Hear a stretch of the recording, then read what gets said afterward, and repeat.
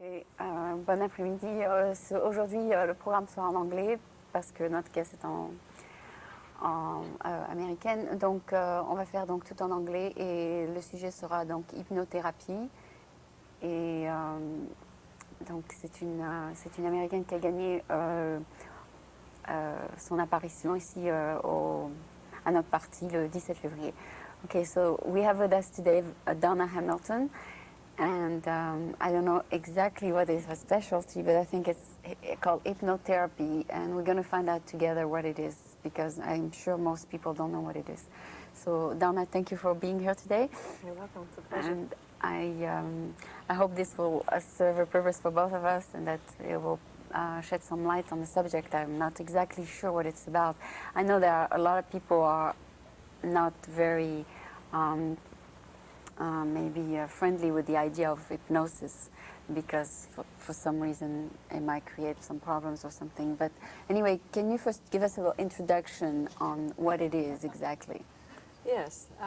Actually, hypnotherapy is a therapy that utilizes hypnosis to overcome such things as childhood trauma, habits, weight control, increasing one's ability to perform in sports or to study better, improve memory, and increase their contact with their subconscious mind as well as their superconscious. Is it scientifically? Is it a scientific way of doing things, or is it experimental? That's an interesting question. It's not experimental because it's being done all the time. It's been used for many, many centuries in many different ways, mesmer being the first one. Right, because the word mesmerizing, yes. Right. And there were sleep temples in the ancient days that utilized hypnosis for healing and things like that. So as far as scientific, there are discrepancies in what scientific would mean as far as that particular scientific method means goes. one equal to all the time. Is there any variation in this? I mean, are the results always the same? The results are never the same, I would say. The results are completely dependent upon the person's ability and willingness to change whatever it is that they would like to change. So it's dealing with the person's individual subconscious mind. Okay, so you teach the person to do it then? I do teach self-hypnosis. However, I don't teach hypnotherapy. When I do hypnotherapy, I have a certain method of doing? Yes, actually, I help a client go into hypnosis. All hypnosis is self-hypnosis because it's been stated that you cannot go into hypnosis unless you're willing to. So I couldn't hypnotize someone if they didn't want to go into it. Is it a long process? No, you can go into hypnosis in less than a second, actually. Really? Yes. That fast? Yes. Okay, and being into hypnosis means what? It means being in a very relaxed, focused state of mind, and it's a concentrating on a particular idea or subject. So things like traffic noises or anything else that won't disturb. That's correct. You can actually use that to your advantage during hypnosis, suggesting that someone could go into a deeper state of relaxation when they hear noises and things like that. So it's just very focused. Okay, so basically it helps the person focus on their problem, first of all. Actually, you have the person focus on your voice or a particular reverie that you would send them on, relaxing the body and the mind first, the conscious mind, because you don't want to use the conscious mind, which is very analytical and critical, during the process of hypnosis. You want to just put that aside, as well as the personality, so that you can access the subconscious mind directly and get the answers to all the questions that everything is in the subconscious mind that we've ever experienced. So no matter what the problem, there's an answer? Absolutely. Yes, the person has the answer within themselves. So I don't have the answer for them, and I don't suggest any answers to them. I just ask them questions and access the answers directly from their subconscious mind. Okay, so the person is in a natural state then? That's correct. And they simply relaxed, which you call hypnosis, right, and focus on some kind of subject, and then out of this they try to find out the solution to their problem. That's right. We go into hypnosis very naturally. All of us go into the state of hypnosis. It's this state we go into right before we fall asleep, where we're just very relaxed and kind of, it's a dreamlike state that you're aware and yet you're ready to drift at the same time. Okay, and how long does the session last? I mean, suppose I have a problem, I come to you, how long does it gonna last for me to fix it? That varies as well, depending on the root of the problem, depending on whether or not you want to get into just having affirmations suggested by me, or if you just want to actually delve into childhood problems that could be associated with it, so it varies. I often have, I recommend, for example, if someone wants to quit smoking, that it would be between 2 and 4 sessions, and each one running about 1 hour. Okay, so they would say, why am I smoking and why can't I quit, and go through all that? Yes, I would, first we would talk about their habits around smoking, and we would try to remove some of the ideas around the habit itself. Yeah. The hands that they use to smoke with, and the places that they smoke, and the times that they smoke. And between the first and second session, they would have different places to smoke in different ways and use the different hand and things like that. So they would just get in touch and very aware of the habit itself. And then we would work on subconscious reasons for smoking that are aside from the habit, and go into whatever reasons they want to stop smoking and really enhance those ideas for health and expense or whatever they may be. Okay, so and sometimes it works? So far it's worked with all the clients that I've used hypnosis on to quit smoking, and I've had excellent results. Are they kind of permanent results? Yes, and that also is a choice. If for some reason someone decides they want to start smoking again or whatever it is. That was their personal choice. That's their choice, right. As well as deciding to quit with hypnosis. It's a wonderful tool to use along with the desire to quit. They have to have the desire. Okay, so is the job of what you do, is it something that you learned to do? Yes, I did. I went to a state-approved clinical hypnotherapy training program. I see. So there's a specialization in a certain kind of therapy, right? Yes, it is. It's like moving from nurse to a little bit to therapist, right? Actually, I didn't. You were not even a nurse, no? I'm an X-ray technologist by trade as well. I see. Okay, so it's a little bit related. A little bit, yeah, but it isn't.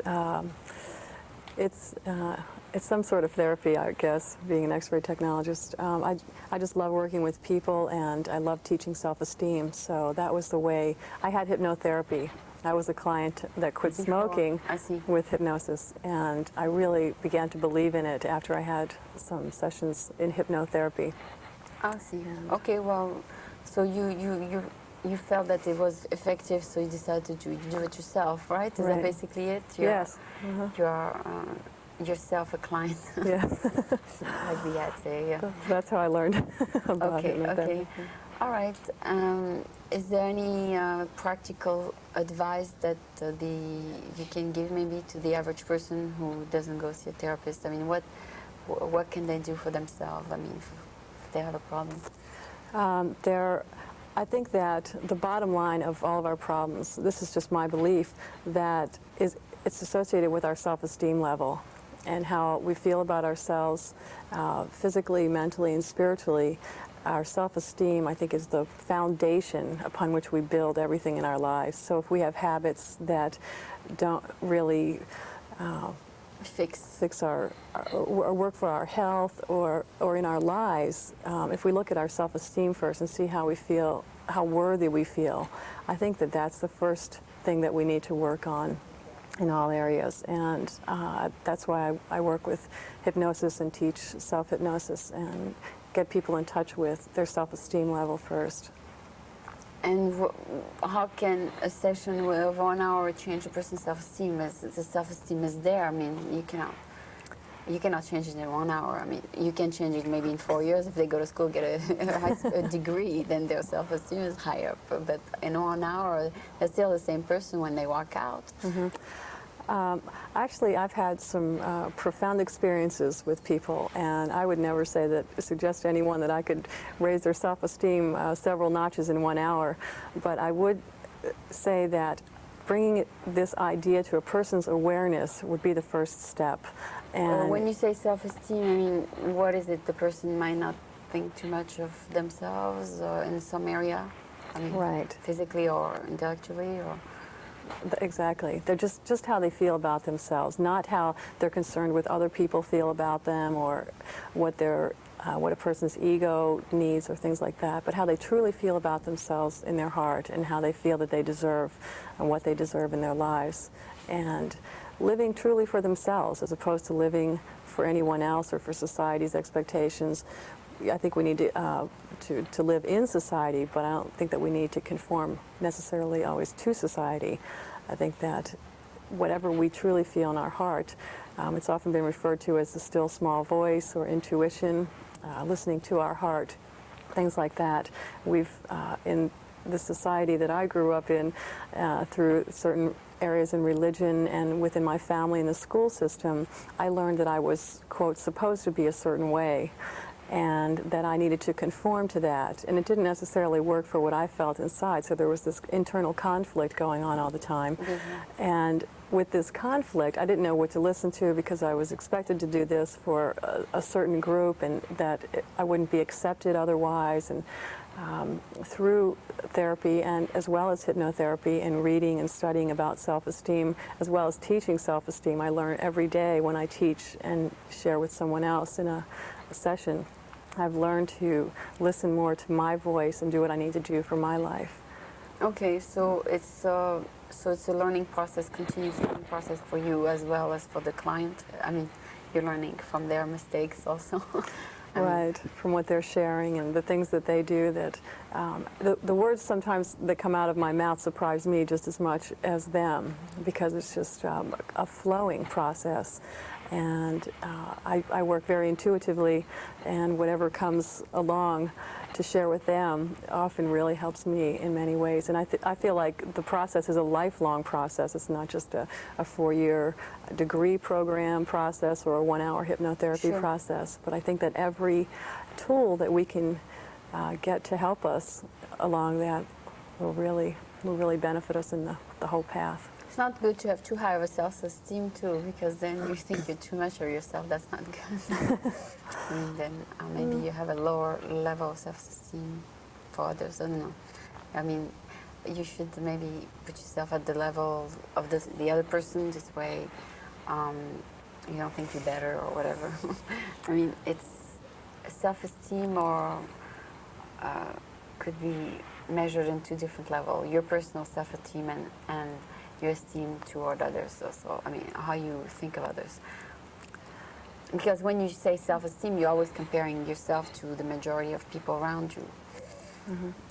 Actually, I define self-esteem as just within the self, the esteem within the self.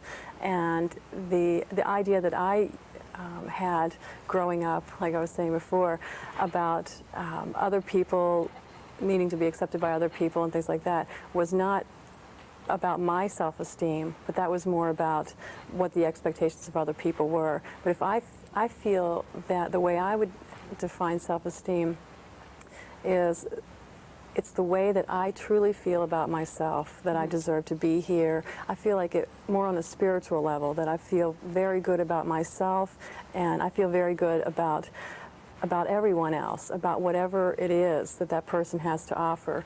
And I like to connect with that person, the higher self of that person, or just look beyond appearance and really see what that person is made of. And I think that we're all made of something very special. And connecting with that part of someone else allows me to feel okay with myself, even when I'm connecting with, no matter who it is, because I'm connecting with a higher part of me outside of the ego, or outside of needing to compare myself with anyone else.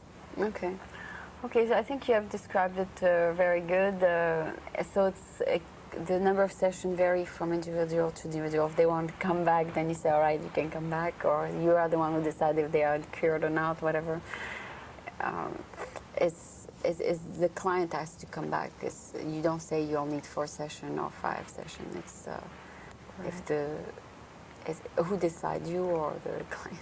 Oh, they absolutely decide. I always feel like when somebody's ready to take the next step, then that's time for them to come back. And I recommend, even when people call me about quitting smoking or losing weight or whatever it is, to begin a study program or something, that they really have the desire to begin whatever it is or to quit whatever it is, because I can't do it for them. I can't cure anybody or heal anybody in the sense that some people have thought that I could.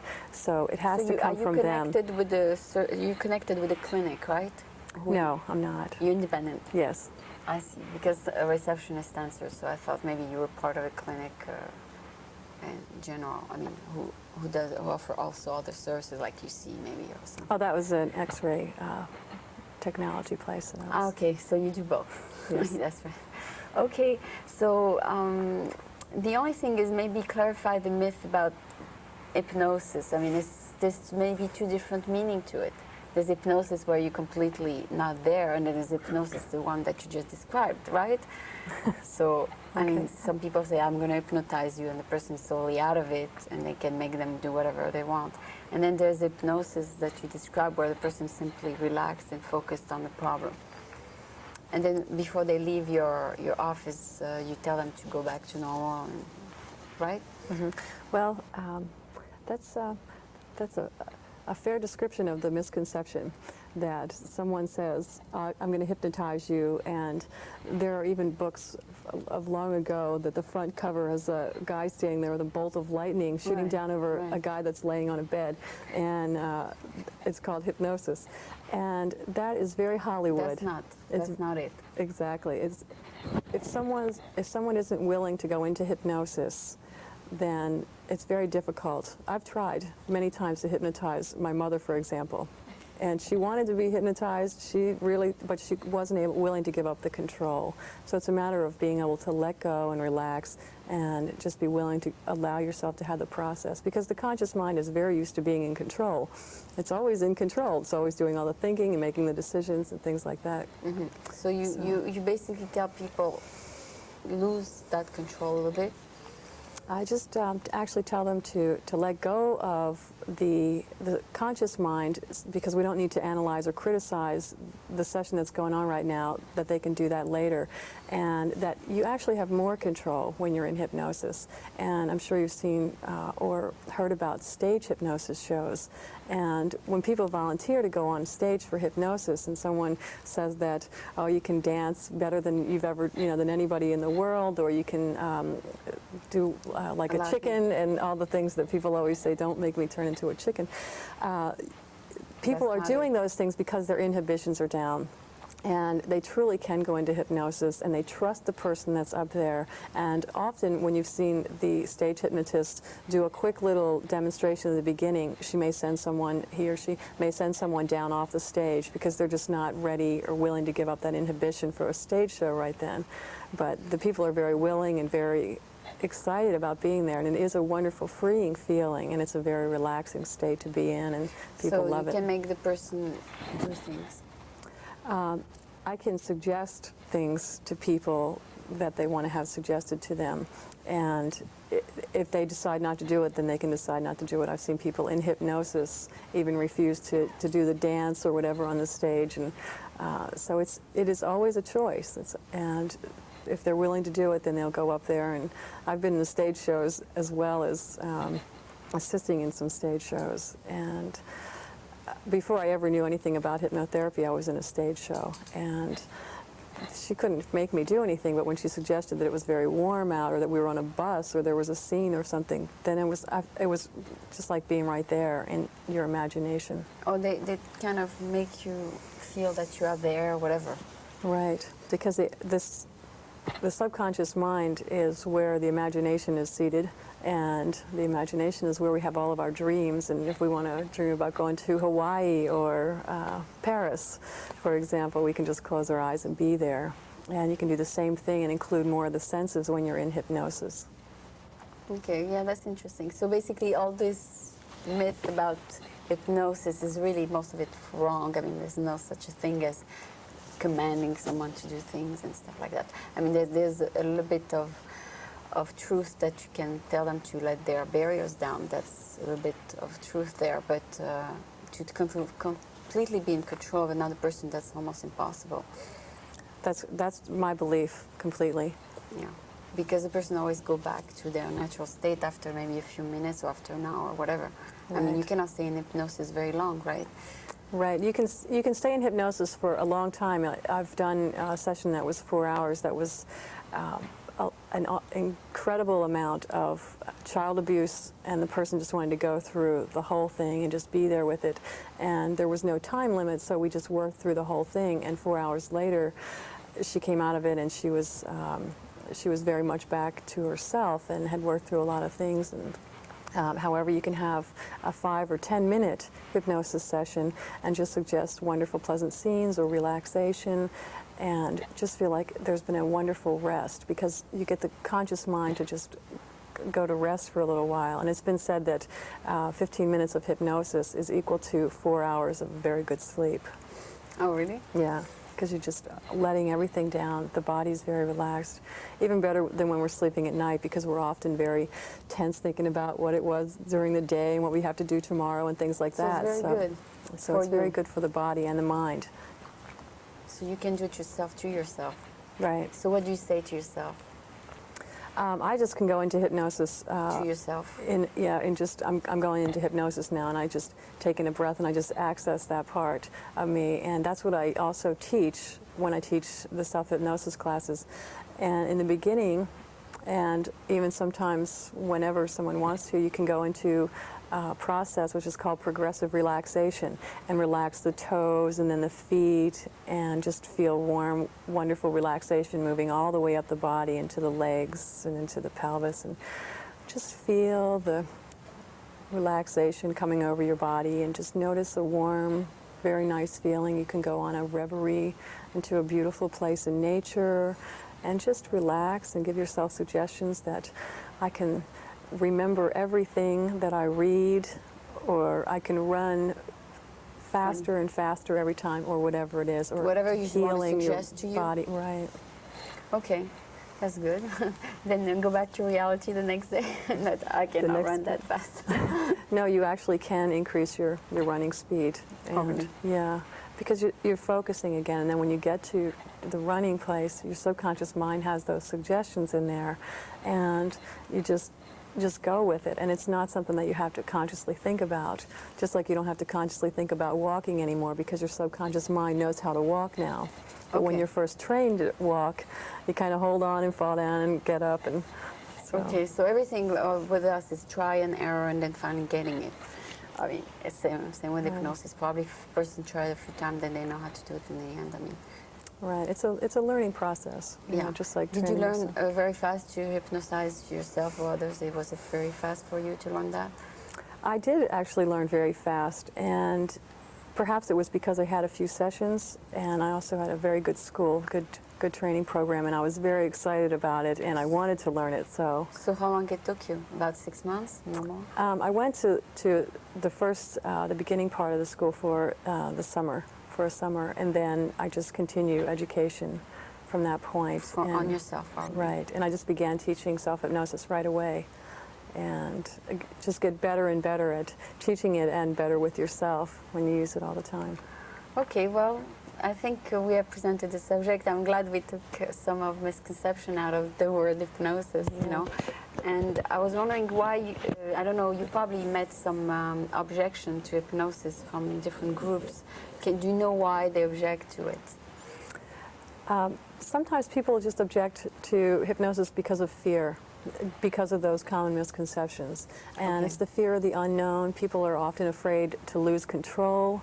And there's such a desire in this society to be in control and to know the outcome and to know what's going to happen next. And the misconception about losing control tends to put people in that fear. So if just that misconception is cleared up, that they're not going to lose control, yet they were going to gain more control over their own subconscious mind, then I think people will be steered in a new direction. Okay, so basically it's a therapy that has proven itself over the years. I mean, how long have people been doing this? For years, I suppose. Oh, centuries. Centuries. Yes. Okay, so this is like natural healing, I would say, kind of. Yes, it is. It's healing. You don't give them a pill or anything. Right. It's a holistic approach. Holistic yes. approach. Okay. So I think we have presented the subject, unless I missed a few things. I don't know. Is there anything you think we should know about this method?